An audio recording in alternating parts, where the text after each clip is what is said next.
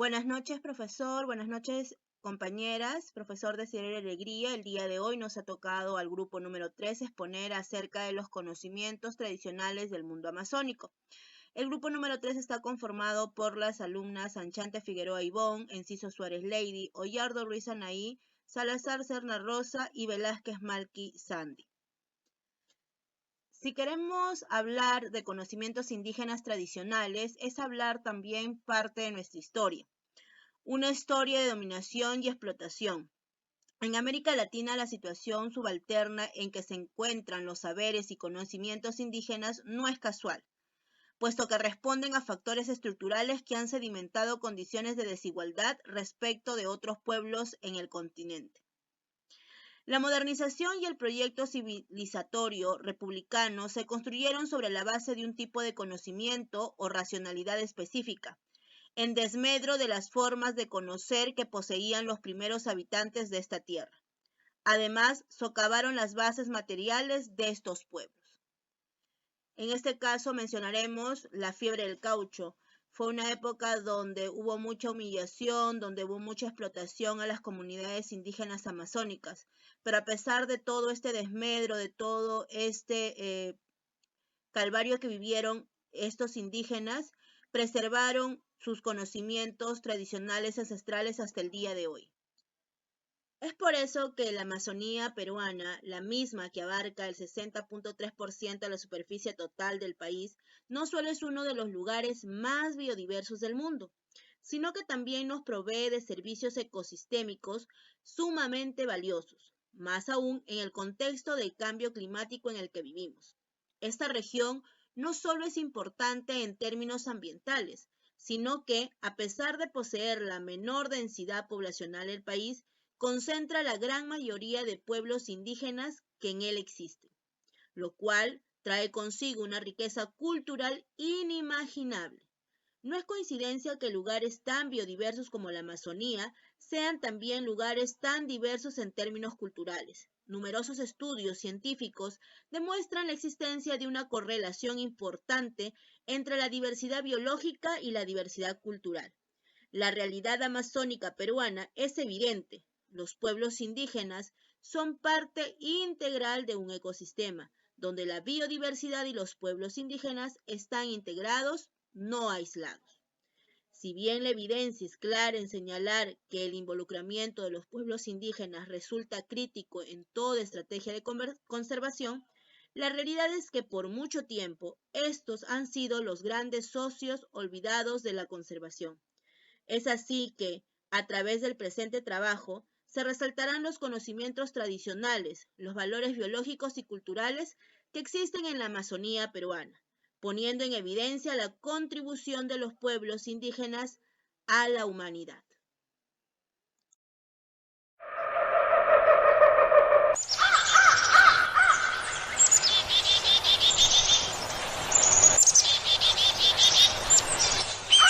¡Anaconda!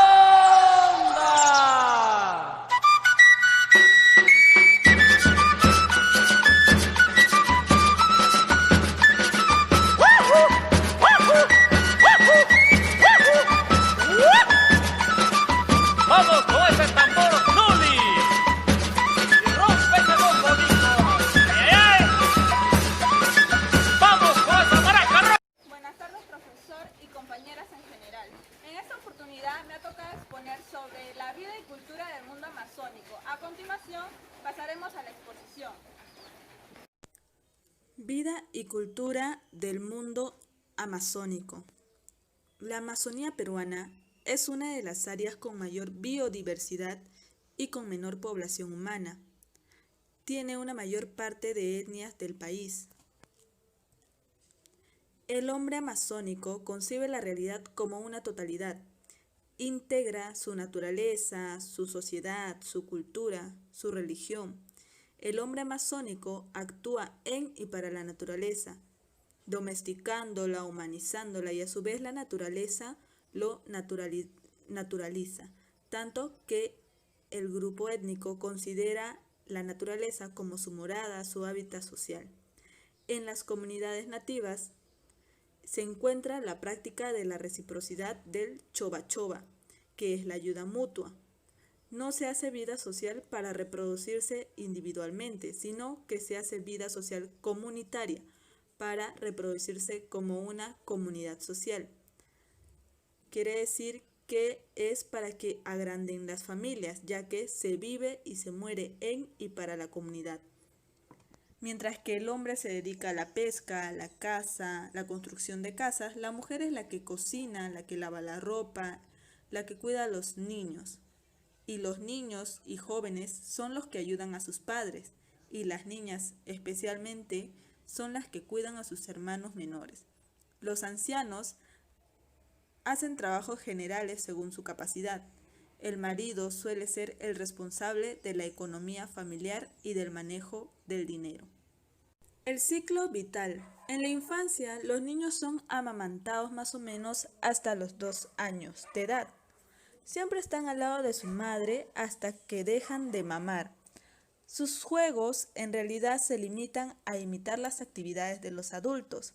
Ya en la pubertad, no hay un paso marcado. Quiere decir que el niño va adquiriendo gradualmente las destrezas de las actividades como cazar, pescar o en el caso de las niñas, cocinar, aprender a lavar, aprender a cuidar a los niños. Y en esta etapa los niños pubertos ya se pueden casar. Ya cuando llegan a la etapa de la adultez, más o menos a los 35 años, la mujer y el hombre se van acabando, se van desgastando por los trabajos duros que realizan para poder sobrevivir. Su promedio de vida es más o menos de 50 años. La subsistencia de cada grupo étnico difiere mucho, especialmente por su ubicación geográfica. Por decir, las familias del norte, en la zona de Loreto, todavía viven de la caza, de la agricultura. Y los chayahuitas, como no tienen peces en sus ríos, su fuente principal es la agricultura. Siembran el maíz, el plátano, entre otros. En algunos grupos, en la época de verano, se van a las cochas para poder pescar, ahumarlo y poder venderlo. Lo que pueden comercializar es el pescado y la madera. Y lo que siembran en las chacras son la yuca, la papaya, el plátano, la piña, entre otros. La yuca es un producto alimenticio en la dieta de todos los grupos nativos. De ella se prepara el masato. La preparación es de la siguiente manera. ¡Hey! ¡Primo de mi tierra! Esto antiguamente ha sido bebida tradicional de nuestros ancestros. Esto siempre ha existido antes, ¿no? Ya nosotros no dejamos de esta bebida, para que no nos olvidemos, siempre lo mantenemos, ¿no? La bebida. Esto se prepara a base de yuca. Primero se pela la yuca, ¿no? Se cocina, una vez que esté listo, se hace como un puré, se machuca y luego, después del machucado, muy aparte se prepara el camote y el maíz recién germinado. Y de acuerdo a eso, de acuerdo a la cantidad de yuca, y se prepara para el macerado, es el camote y la yuca. Se consume, se deja así macerando hasta 3 días para preparar para la bebida ya. Las viviendas de los grupos étnicos están hechas a base de bambús, de cañas, de diferentes tipos de maderas, y sus techos están elaboradas de pajas, plantas secas y tienen una forma de caída por las intensas lluvias. La vestimenta de la selva es totalmente muy diferente por su clima cálido. Algunas vestimentas son largas, otras solo cubren las partes íntimas y en otros pueblos alejados no se usa la ropa. También usan accesorios hechos con materiales de la naturaleza, como el guairuro, las plumas de las aves, entre otros. La cerámica es una de las más importantes. La comunidad productora de la cerámica más reconocida es la de los shipibos. Estos trabajos son realizados por las mujeres shipibas. quienes utilizan distintas técnicas y emplean diversos materiales. Elaboran cerámicas como ollas, platos, tazones y también enormes cántaros llamados chomos, que llegan a medir hasta 1 metro. Los chomos es donde se prepara el masato. La decoración de la cerámica shipiba está relacionada a la cosmovisión selvática. Sus diferentes diseños tienen un significado espiritual. En la Amazonía se utiliza mucho la cerámica negra con destellos blancos. Las líneas blancas plasmadas sobre fondos negros representan el cielo de la noche, mientras que las líneas serpenteadas representan a las serpientes, los ríos y los caminos del mundo amazónico.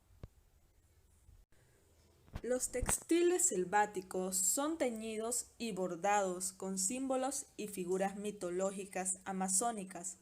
El material utilizado por los pobladores selváticos para la fabricación de sus vestimentas es principalmente el algodón. Sin embargo, también trabajan con tocuyo y cañamazo fabril. Es importante destacar que la técnica textil de origen selvático más utilizado es el ensartado, que consiste en unir los hilos de algodón con semillas como el guairuro, el buey y el choloque. Es con todo esto que se consigue una bisutería ecológica multicolor y exótica. Se destaca también la bisutería de carácter ritual, como las coronas que usan los jefes o los chamanes de las tribus, ya que están decoradas y cubiertas con plumas y con semillas. Entre las danzas típicas tenemos la danza de los San Juanes, que se utilizan máscaras donde la parte femenina representa la luna y la masculina representa el sol. También está la danza bambuco, que es un baile en pareja y se caracteriza por no darse la espalda entre las parejas durante el baile. También está la danza de la ofrenda, que se da en memoria a los seres queridos que han fallecido.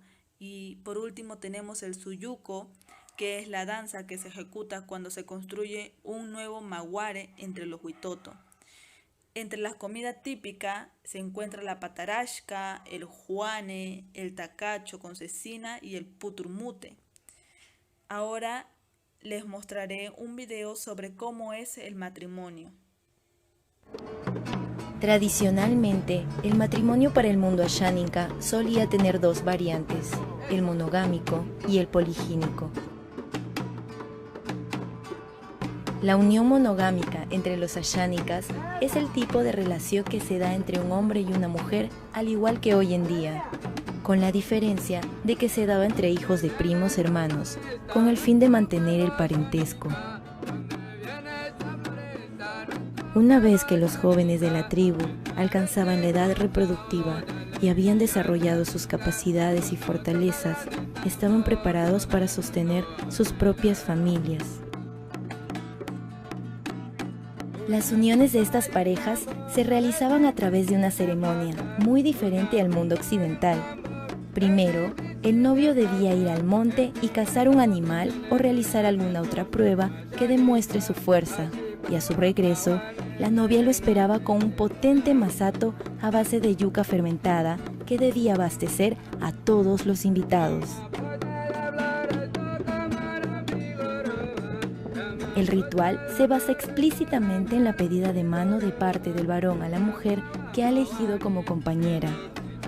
Ellos son guiados por un sabio y una sabia, quienes validan este pacto juntándoles las manos en señal de unión.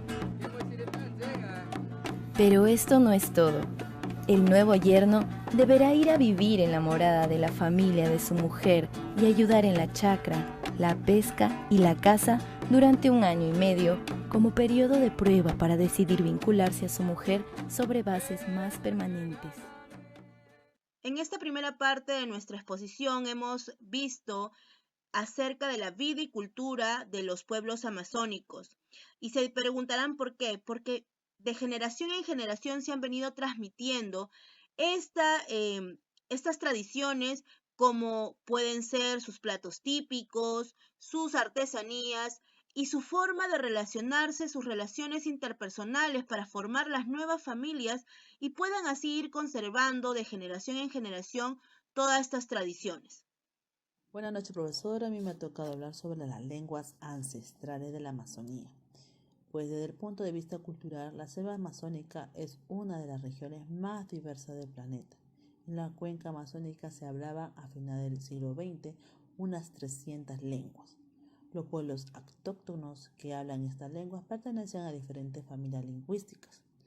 El número de familias distintas ronda la veintena y entre ellas no se ha probado una relación filogenética clara, lo cual sugiere que tanto la diversidad cultural como lingüística se remonta milenios atrás.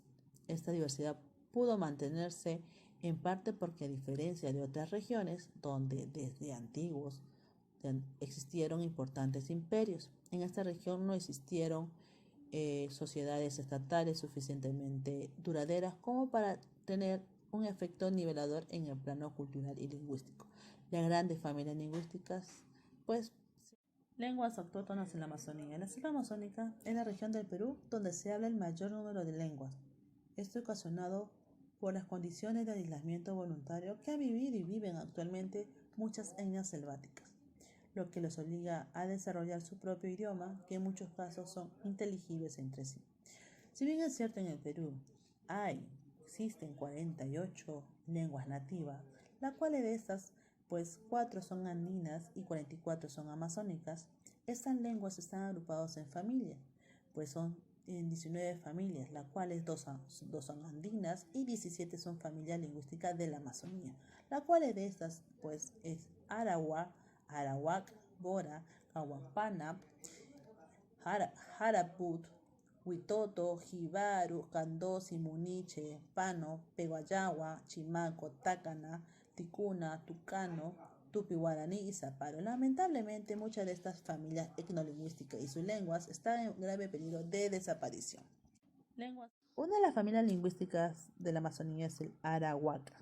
Es la más extendida de toda América. Agrupa alrededor de 40 lenguas en un territorio que se extiende de Centro a Suramérica, a través de más de una decena de países. Se sabe que esta familia ha llegado a tener históricamente hasta 65 lenguas. Antiguamente se solía considerar parte de esta familia a lenguas de la familia Arawa o Arakbut, pero hoy se sabe que constituyen familias independientes. Esta familia toma su nombre de la lengua arawak, pero fue denominada en un principio como Maipure, por una lengua que se habló en el siglo XVII y que se encuentra hoy extinta. ¿Cuáles son sus grupos étnicos? Es el Yanecha, Achaninca, Chamicuro, Culina, Machihuenga, Nomasihuenga. Otra familia lingüística de la Amazonía es el jíbaro. Está muy vinculada al pueblo achuar, caracterizada por su resistencia frente a las incursiones españolas en la época de la colonia. Ambos tienen como lengua materna el achuar y pertenecen a la familia lingüística jíbaro, una de las más numerosas de la Amazonía peruana. Este pueblo jíbaro es el que tiene menos población entre aquellos que forman parte de la dicha familia lingüística. Y su grupo étnico es el achuar, ahuajún, candosi, huampes y jíbaro. Otra familia lingüística de la Amazonía es el Jarambet. Está al sureste de la Amazonía peruana y comprende varios dialectos que son mutuamente inteligibles: el Huachipairi, el Amaracairi, Aratbut y otros subdialectos. Se estima que un total de 500 personas los habla hoy, aunque viven en áreas de difícil acceso. Los buscadores de oro han llegado de muchos lugares y el castellano es el idioma utilizado para el comercio. Otra familia lingüística de la Amazonía es el Pano. Este agrupa un conjunto de lenguas habladas en los territorios de Bolivia, Brasil y Perú. En nuestro país se hablan variedades de lenguas, las cuales se hablan principalmente en los departamentos de Loreto, Ucayali, Huánuco y Madre de Dios. Está formado por grupos pequeños de la selva con poblaciones que van desde menos de 100 a un poco más de 1000 personas. En sus grupos étnicos es el Amahuaca, Capanagua, Cachivo, Cacataibo, Cachinagua, Mayuruna Matse, Nahua, Charanagua, Chipibo Conibo y Yaminagua. Otra familia lingüística de la Amazonía es la Peba Yagua. Está formada por 3 grupos étnicos, el Yagua, el Yameo y el Peba. Vivían en la parte nororiental del Perú. Sin embargo, el único idioma que sobrevive y se habla es el Yagua. Los Yagua viven al este de Iquitos, donde están expuestos a muchas influencias externas, como por ejemplo el turismo internacional. Se calcula que entre el 25 y el 30% de la población, calculada entre 5 y 6.000 yaguas, tiene un dominio aceptable del castellano. Y otros, pues por ejemplo, es el Caguapana, Huitoto, Quechua, Tacana, Tucano, Tupi, Guaraní y Zaparo. A continuación vamos a escuchar la lengua tauchiro, ya que es una lengua que está a punto de desaparecer y solamente hay un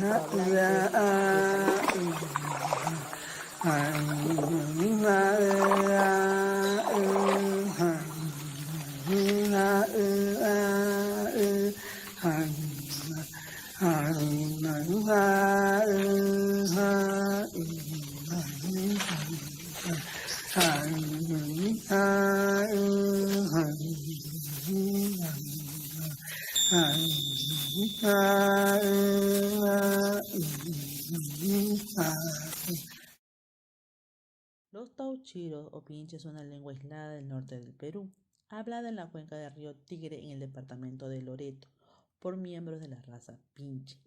En el año 1975 solamente existían 7 hablantes y ahora solamente se le conoce a 1.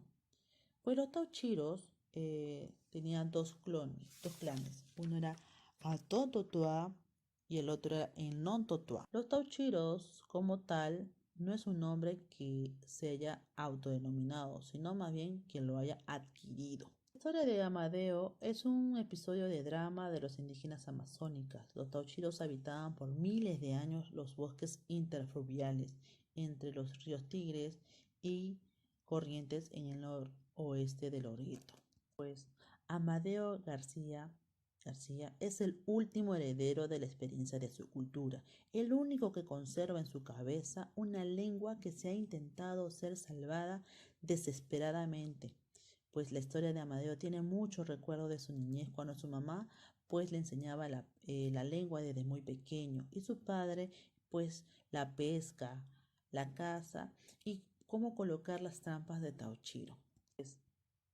Amadeo García es el único hablante de los tauchiros, una lengua, un misterio para lo lingüístico y antropólogo. Por igual era hablada en una tribu que ya desapareció en la selva amazónica. Pues el Ministerio de la Cultura sigue trabajando con Amadeo García y con los habitantes de otras lenguas indígenas en situación crítica. ¿Para qué? Para poder preservar el conocimiento de estos pueblos y compartirlo con la futura generación, para así que estas lenguas no se vayan a perder y desaparecer, sino que vaya a continuar en generación en generación. Pues el Ministerio de la Cultura sigue trabajando con Amadeo García.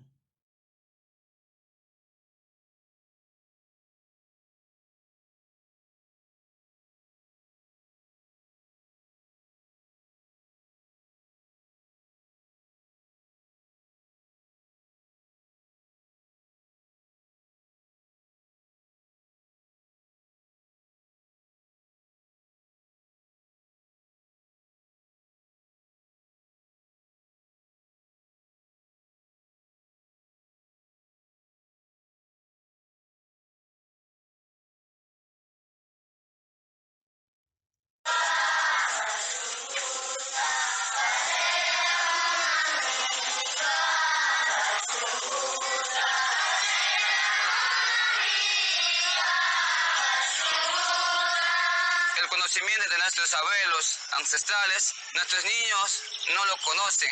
Eso nosotros estamos revalorando, eso lo estamos practicando hoy en día con nuestros niños. Todo es en quichua, de acuerdo a nuestro conocimiento, de acuerdo a nuestra cultura, porque si nosotros hacemos sesión de aprendizaje, lo que es occidental, nuestros niños no van a conocer. hacemos nuestras sesiones con lo nuestro, para revalorar las cosas que estaban perdiendo del pueblo quichua. Canuchia profesor Uya, quiero yo que aprende a mi lengua, yo también quiero aprender de usted. Se está trabajando con la lengua de un pueblo, con un elemento sumamente íntimo de las personas del pueblo, algo que está íntimamente vinculado con su emotividad, con su tradición, con su historia, con su cultura, con su ser indígena. Él no quiere que la lengua tauchiro muera cuando él ya no exista más. Tiene muchas ganas de que los demás también aprendan y por qué no revitalizarlo. Me gustó fue Nelson Mandela. Él dice que hablarle en una lengua a una persona es llegar a su cabeza, pero hablarle en su lengua materna es llegar a su corazón.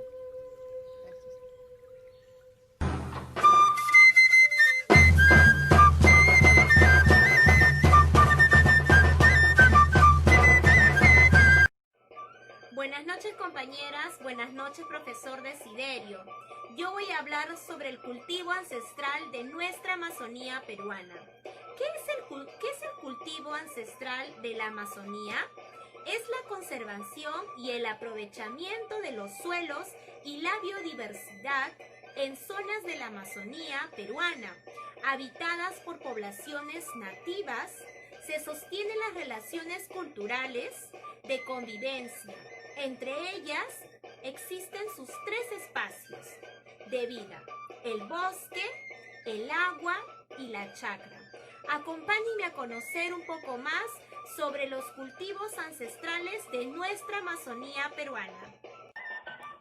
En estos espacios de vida existe una relación de interdependencia entre las comunidades humanas, las plantas cultivadas, crianzas de animales, flora y fauna silvestres, incluyendo aves y peces.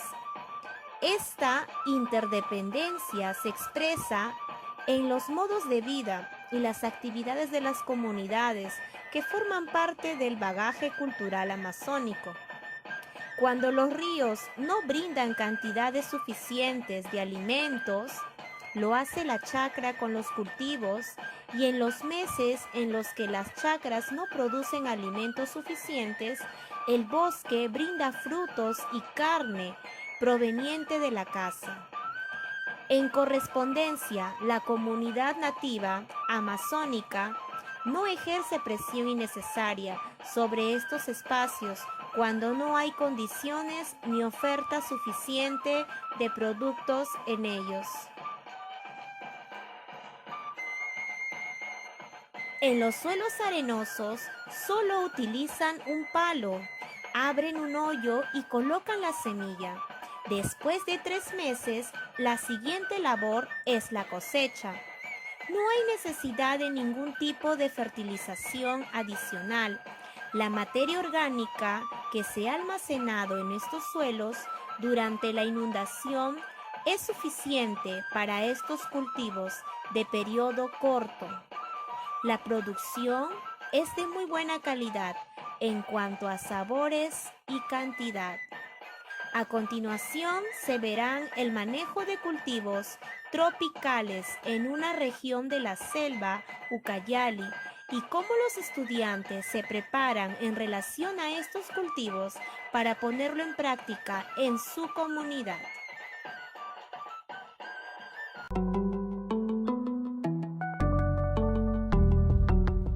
Yo acá en Atalaya, en esta sede, soy la coordinadora de la Facultad de Ingeniería Agraria, ¿verdad? Tenemos la carrera de Ingeniería Agraria con mención forestal. Lo importante es que acá todos los chicos son preparados de acorde a su realidad, ¿verdad? Les damos los conocimientos para que ellos salgan a trabajar de acorde al clima, de acorde a los cultivos, y lo más importante es que ahora preparamos a jóvenes de diferentes comunidades con el objetivo de que ellos reciban conocimientos y regresen a sus comunidades y se hagan ciertos cambios, ¿verdad?, que es en beneficio de su comunidad. Este campus tiene a disposición 205 hectáreas repartidas entre un bosque secundario y terrenos potencialmente agrícolas donde se cultivan cacao, café, piña, cítricos y plátano, que abastecen la población universitaria. Este espacio constituye un verdadero laboratorio al aire libre, donde los estudiantes pueden realizar prácticas de campo, actividades educativas y tesis. Ellos hacen la práctica, una práctica en vivo, ¿verdad? Y esa es la ventaja más grande que lo tiene sobre las otras sedes, porque acá ellos se forman directamente con las condiciones que tienen los cultivos productivos. Entonces ellos lo viven, lo experimentan y eso los emociona más, ¿verdad? Y sirve para que puedan regresar a su comunidad y lo que están aprendiendo acá lleven la tecnología que se está trabajando acá en la UCS. En esta carrera también hemos dado mucha importancia a lo que son cultivos de peces, ¿verdad? Pensando en que hay un poco de deficiencia en lo que es proteína y se los prepara a ellos para que cuando regresen a su comunidad también puedan hacer este tipo de reproducciones y no afecten tanto con la depredación de algunas lagunas que tienen, inclusive con lo de los ríos, ¿verdad? Otro de los objetivos de esta carrera es proyectarse a la comunidad. Los chicos se los prepara y participan en diferentes actividades con sus conocimientos, ¿verdad? Los egresados de esta carrera ya se encuentran trabajando en los cultivos tropicales de la zona y en las comunidades nativas a las riberas de los ríos. También ha sido muy bien acogida por la población de la ciudad de Atalaya y sus alrededores, especialmente por las etnias. La carrera de Educación Básica Bilingüe Intercultural, Onopoki, que en lengua asáninca significa he llegado, estoy aquí. Los principales cultivos de la Amazonía peruana. Entre ellas está el camu camu. Es un arbusto nativo de la selva y se desarrolla de manera silvestre en suelos aluviales inundados durante la época de lluvias. Se encuentra principalmente a lo largo de los ríos Putumayo, Ucayali y Amazonas. Actualmente se cultiva como frutal, el cual es muy apreciado por su alto contenido en vitamina C. El camu camu es uno de los cultivos más promisorios de la selva peruana. El aguaje. El aguaje es una especie de palmera, cuya pulpa del fruto es altamente nutritiva y contiene proteínas, grasa, vitaminas y carbohidratos. Se come fresca directamente o se usa para fabricar bebidas y refrescos, como la popular aguajina. El tallo tierno se puede cortar para extraer palmitos comestibles y de las hojas se extraen fibras para fabricar cordeles, cestas, chinchorros y otros objetos. Sachainchi. La planta nativa conocida como sachainchi, conocida como maní de los incas, de cuya semilla se obtiene aceite, es oriunda de la selva peruana, donde se encuentra en estado silvestre en las regiones de San Martín, Ucayali, Amazonas, Madre de Dios y Loreto. Tiene un alto contenido de ácidos grasos, omega 3 y omega 9. Contiene antioxidantes, vitamina A y B. La castaña. La castaña es uno de los productos emblemáticos de Madre de Dios y es un fruto seco recomendado como alimento ideal en el embarazo y también durante la lactancia. Es digestivo y mejora la función intestinal. Su árbol, que puede elevarse hasta los 30 metros, teniendo un fruto duro y circular similar al coco, en cuyo interior se extrae entre 15 a 25 semillas. El café. El café peruano es uno de los más ricos y apreciados en el mundo, especialmente el orgánico que se produce en la selva central del país, en particular en Chanchamayo, en la región Junín. Dicho producto es uno de los principales productos de exportación en el país. El cacao. Por su alto valor en el mercado, el cacao se convirtió en uno de los productos más preciados por los agricultores en regiones como Ucayali, donde ya se han asociado y vienen exportando grandes cantidades a mercados de Europa y que es demandado para la chocolatería fina. Se estima que en el Perú se produce en 16 regiones y en conjunto suman alrededor de 80.000 toneladas al año.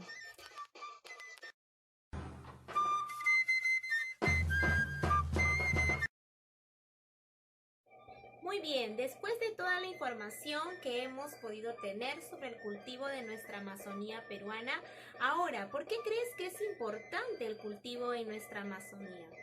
Desde que los primeros homínidos, que son los cazadores y los recolectores omnívoros, ellos usaron nuestros frutos y las semillas y otras partes de las plantas como parte muy importante para su dieta. Aún hoy, en pleno siglo XXI, muchos pueblos tradicionales peruanos, incluyendo indígenas y también campesinos, usan extensivamente las mismas especies, tanto silvestres como cultivadas en su vida cotidiana en la Amazonía. A través de la historia se han destacado cronistas y aventureros que han escrito detalladamente el valor de la flora silvestre y su aprovechamiento humano.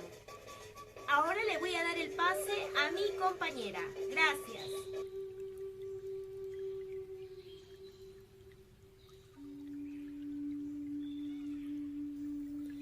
Buenas noches, profesor. Buenas noches, compañeras. A mí me ha tocado hablarles acerca de la medicina ancestral.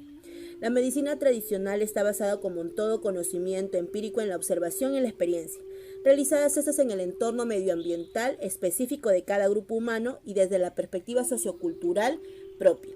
En el caso de la Amazonía, este entorno constituye una de las mayores reservas de recursos fitoterápicos del mundo, que ha contribuido y seguirá haciéndolo en el futuro a enriquecer los modernos tratamientos de la farmacopea convencional, a partir de propiedades terapéuticas de una gran variedad de plantas que existen en sus diversos pisos ecológicos, en este caso en nuestra Amazonía peruana.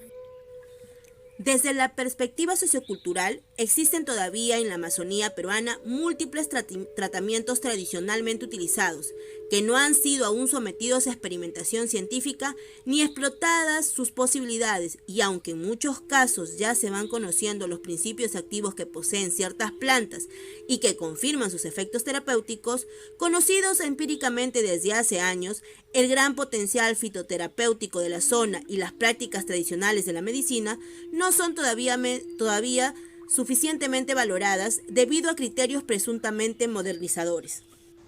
Para conocer más sobre la potencia de las plantas, visitamos el Jardín Botánico del Ministerio de Salud en Lima, una farmacia a cielo abierto que cuenta con más de 400 especies de plantas para diversos usos medicinales. El encargado aquí es Jesús Silva. Las plantas son como mis hijos, dice, y nos explica el uso de algunas de ellas. El árbol de copaiba de la Amazonía es su planta favorita. Es una resina, pero en forma de aceite. O sea, técnicamente sería una oleoresina, ¿no? Que se obtiene perforando el tallo, ¿no? Y en forma natural fluye un aceite, y es lo que se usa. En el caso que haya una herida, se aplica directamente el aceite sobre la herida, y esa herida no se va a infectar, porque tiene una actividad antimicótica, antiviral y antibacteriana. También desinflama y ayuda a cicatrizar. Una de las plantas medicinales más conocidas y famosas de Perú es la ayahuasca, considerada planta maestra en la Amazonía. Combinada con otra planta llamada chacruna, ayuda a liberar toxinas y produce alucinaciones.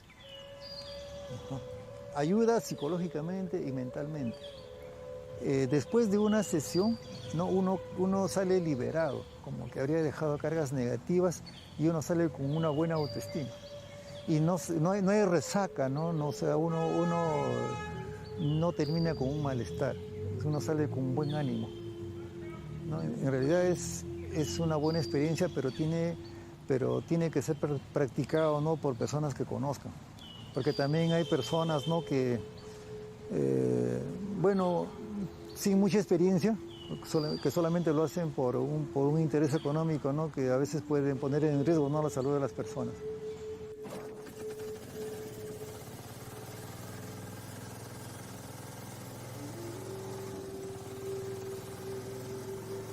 De Lima nos trasladamos hacia Pucallpa, en las riberas del río Ucayali, en la selva amazónica de Perú. De aquí provienen algunas materias primas que Paloma y Luis de la empresa Misha Rastrera utilizan para desarrollar sus productos. Uno de los proyectos con los que trabajan los jóvenes emprendedores es la asociación Airatesh, de la comunidad nativa Shipibo-Conibo, asentada en la localidad de San Francisco, en la ribera de la laguna Yarinacocha. Es el poblado más antiguo y con más de 1.800 habitantes, el más grande de las comunidades cercanas en la zona. Viven de la venta de artesanías, la caza y la agricultura.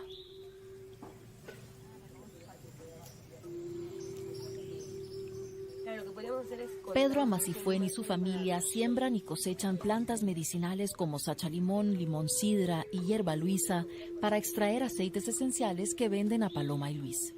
Actualmente están procesando un bulbo llamado piripiri, utilizado en las comunidades nativas, por ejemplo, para mejorar las relaciones de amistad o de amor.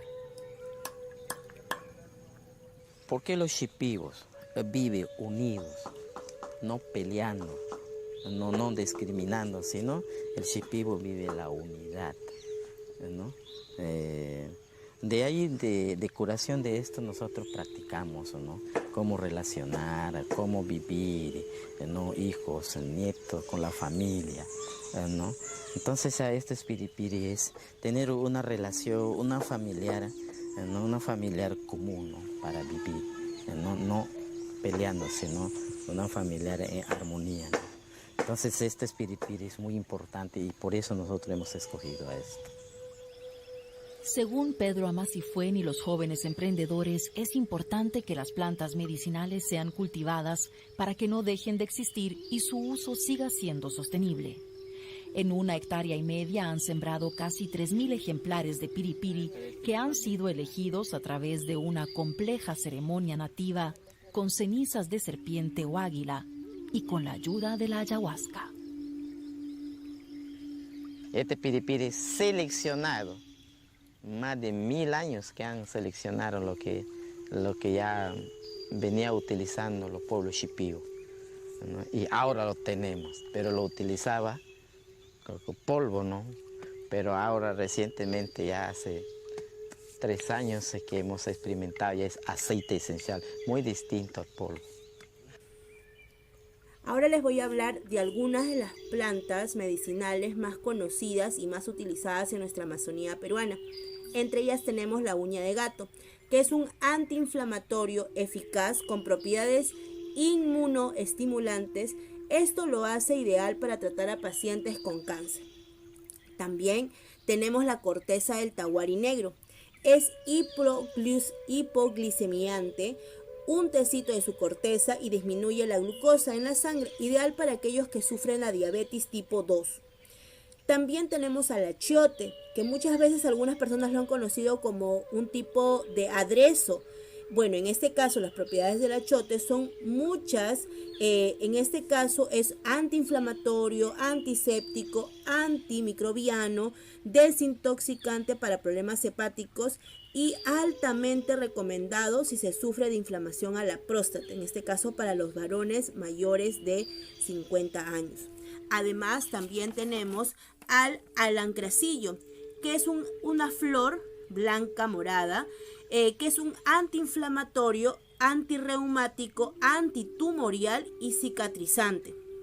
Además, también tenemos la tan conocida sangre de drago, que muchas veces las conocemos como sangre de grado, pero no, es sangre de drago. Es un árbol cuya savia es casi mágica, dicen los lugareños. ¿Por qué? Porque es un cicatrizante y se toma y se puede tomar en este caso para también controlar la gastritis. Además es un antidiarreico, ¿sí? Todas estas informaciones de estas plantas lo vamos a ver a continuación también en un reportaje que se hizo a cargo del Instituto de Investigación de la Amazonía Peruana, donde enseñan a los lugareños a conservar estos conocimientos ancestrales acerca de nuestra medicina, ¿sí? A base de plantas, puesto que muchas veces llegan científicos a nuestra Amazonía y como ven la capacidad que tienen estas plantas, luego ellos van y las industrializan y los hacen pasar como descubrimientos propios cuando no le dan el beneficio a nuestras comunidades amazónicas e indígenas.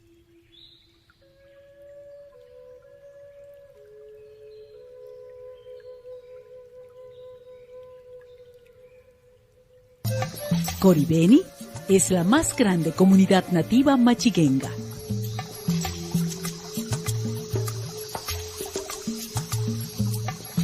Actualmente viven aquí 850 personas divididas en 125 familias.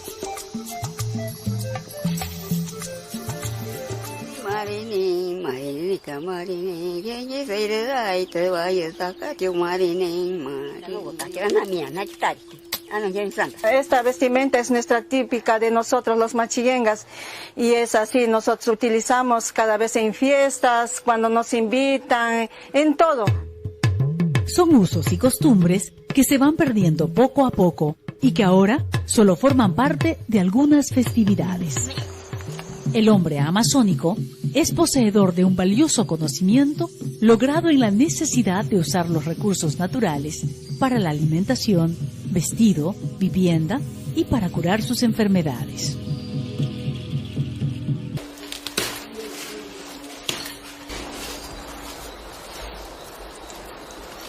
Es la patiquina para las enfermedades.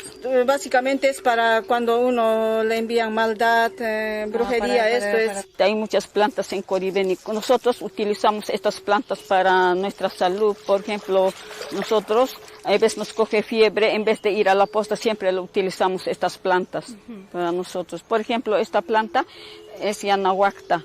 Esto se saca las hojitas, de ahí lo frotas con agua hervida, pero tibiecita nomás tienes que tomar, medio, así casi 3 cucharitas nomás se toma, no mucho. Para preservar, rescatar y registrar los conocimientos existentes sobre las especies de plantas medicinales utilizadas por la comunidad nativa Coribeni, el IAP y el INDECOPI se han aliado. Muchas veces investigadores se acercan a las comunidades nativas o a las comunidades campesinas y llegan a conocer cómo se usan las plantas, por ejemplo, para curar. Y de pronto con eso desarrollan un producto y lo venden como si ellos lo hubieran inventado. Lo que estamos tratando en INDECOPI como institución y en colaboración con el IAP es lograr que esos conocimientos se reconozcan como que pertenecen a los pueblos indígenas y lograr que las personas que se acerquen pidan permiso y lleguen a un trato justo.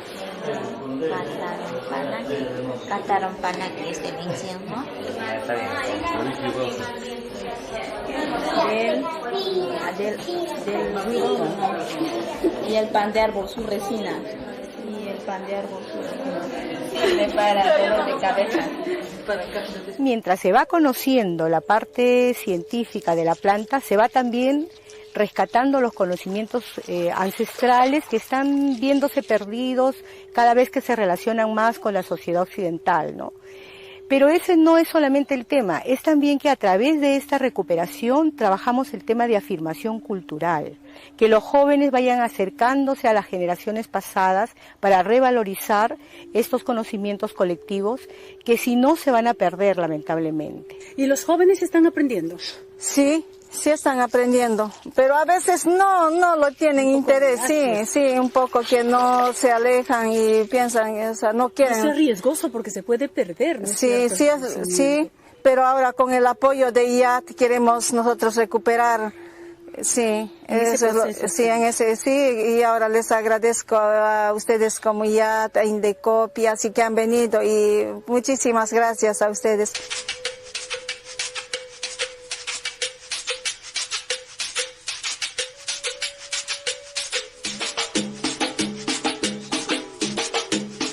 Nosotros desde el año pasado, como Instituto de Investigaciones, vinimos a hacer el rescate del conocimiento, a ver cómo estaba el nivel de ellos, ¿no?, en estos conocimientos, sobre el uso de sus plantas medicinales y ahora sobre el uso de su vegetación en general. Bueno, el IAP aporta algo que es valiosísimo, que es la información botánica, ¿no?, que es súper importante. Además es un trabajo que pueden hacer ellos con el conocimiento que tienen, ¿no? Y además la entrada a las comunidades, ¿no?, porque IAP tiene mucha relación con las federaciones, conoce la zona, ¿no? Y lo que hacemos nosotros en Indecopi es registrarlo de acuerdo al formato, poder preservar eso en los registros que tenemos.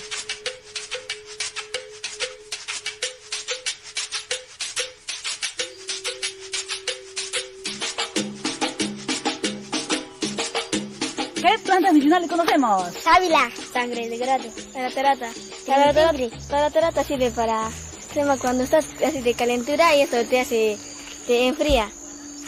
Ya tú la sábila sirve para la fiebre, cuando es dolor de cabeza y eso nomás. El sangre de grado sirve para las heridas. Y también para los dientes, para que te desinfecte las caries, todito. Tienes que hacerlo, la caries tienes sangre de grado en tu boca y hacerlo un minuto y después recién te lavas. Yo creo que rescatar lo nuestro es lo primordial que pueda haber en la tierra, porque sin eso no valdríamos la pena, ¿no?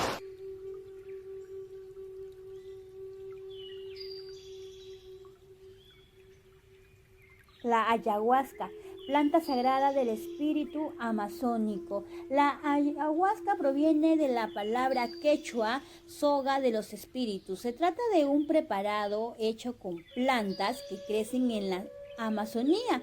Uno es la ayahuasca, que es una liana, y la otra es la chacruna. Esto da un compuesto como una imaginación de juego que va a causar en que nosotros tengamos visiones, incrementos acelerados, produce ciertos efectos a nivel físico y cerebral, llevando a un estado de alteración de la conciencia. Dentro de la cultura amazónica está considerado como un estabilizador de las enfermedades dentro de la medicina tradicional.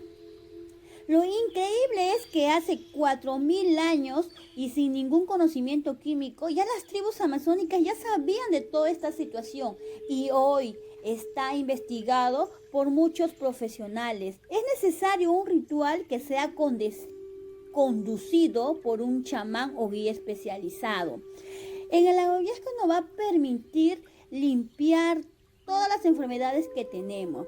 Puede ser de origen psicosomático, puede ser ansiedad, depresión, estrés, angustias, miedos, temores.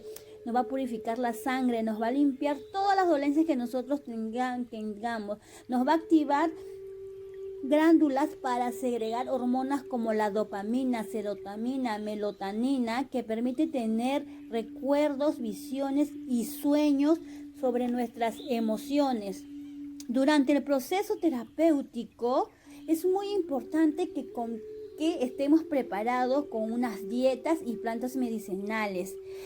La finalidad del ritual es afianzar la conciencia y servir de una manera y jugar con nuestros temores, sacar lo que tenemos adentro. Las personas que participan en este retiro vivirán un proceso de desintoxicación y limpieza física, psicológica, emocional y espiritual.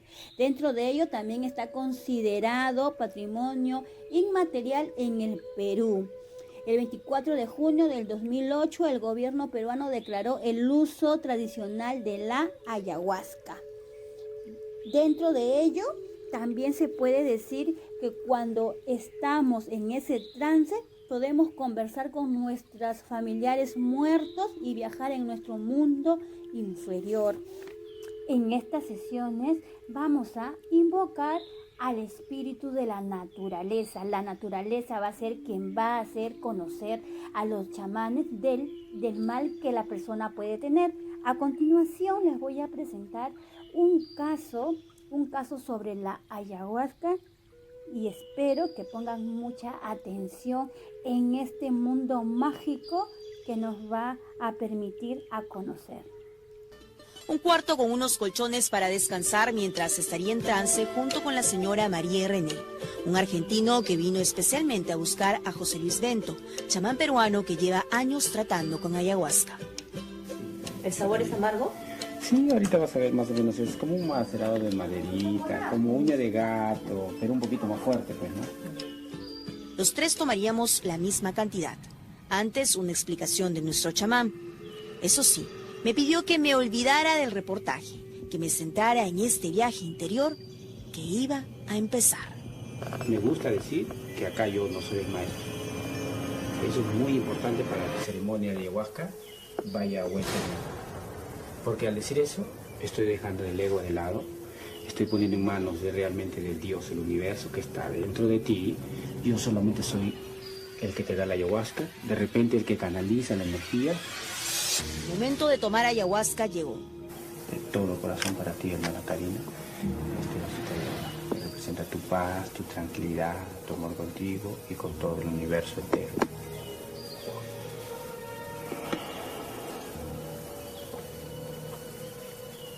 Gracias, gracias, gracias.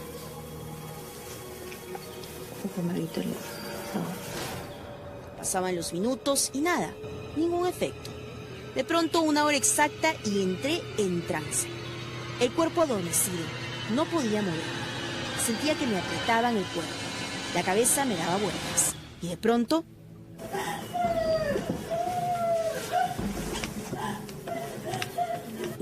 siento que alguien me jala desde arriba a toda velocidad y me comienza a llevar al espacio. Yo comienzo a ver las estrellas, pero de pronto me quedo en la oscuridad completamente y eso comienza a producir miedo y entro en llanto.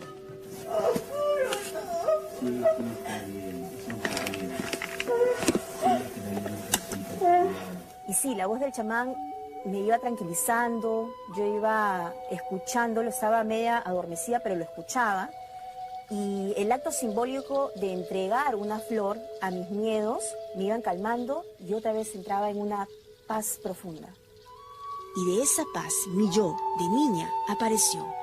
La niña jaladita con una risa incontrolable.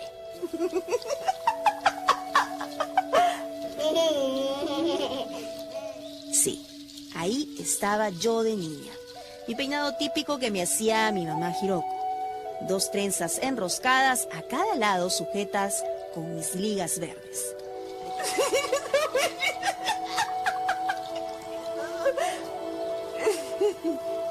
Entonces estoy en ese laberinto, sumamente feliz, pero de pronto me topo con algo que en mi infancia me chocó mucho. Y comienzo a llorar, comienzo a sentir angustia. Y entonces yo misma la comienzo a calmar a mí cuando yo era niñita. La comienzo a calmar, le comienzo a decir tranquila, estoy aquí, te voy a proteger. Y la dejo con una persona mayor, con una mujer. La abraza a mi niña y la comienza a tranquilizar. Y de pronto esa imagen se comienza a desvanecer dentro de mi trance y yo vuelvo a sentir paz y tranquilidad. En todo momento estaba consciente, pero sentía cuerpo adormecido. Lo lindo es que tuve la oportunidad de conversar con 2 personas que ya están muertas, fallecidas. En el primer caso pude ver a mi abuelita, pero no con su imagen de viejita como la dejé, sino como una japonesita jovencita de cabello largo, vestida como si fuera una geisha, pero muy angustiada. Me comienza a decir de que un familiar de nosotros iba a fallecer en 2 años. Y yo trataba de calmarla, pero ella me seguía insistiendo, me dijo hasta el nombre. También pude comunicarme con el papá de mi novio y el señor le dejaba un beso a su esposa, un beso en la frente, y me remarcaba, dile a la señora Norma que por favor le dejo un beso en la frente. Y yo le insistía, pero ¿por qué un beso en la frente? Y después hablando, me entero por mi novio que el señor tenía la costumbre de siempre de despedirse antes de ir al trabajo, que le dejaba un beso en la frente.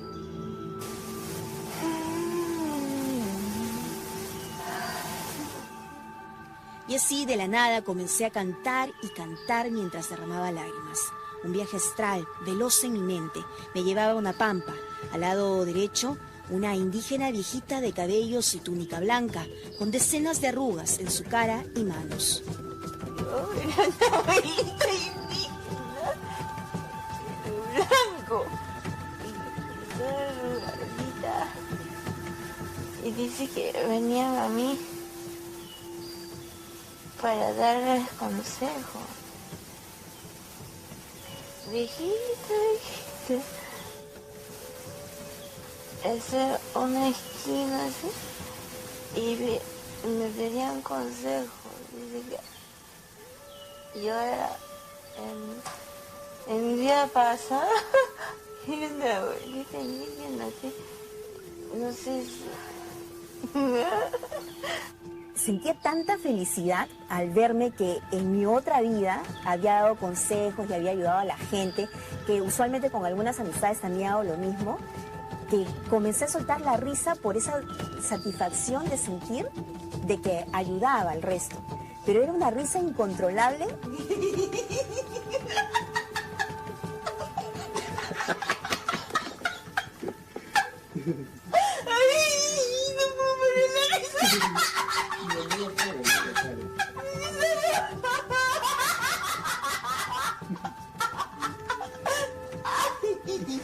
Me habían dicho que en pleno trance podía sentir malestar, a tal punto de tener ganas de vomitar o ganas de ir al baño.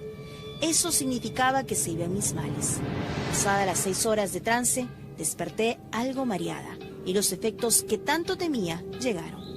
Todo un día con el terrible malestar. Pero no puedo mentir. Mi sentimiento de paz era mayor del que sentía antes de tomar ayahuasca. Luego de esta experiencia, respeto a quienes ven en la ayahuasca una solución para curarse espiritualmente.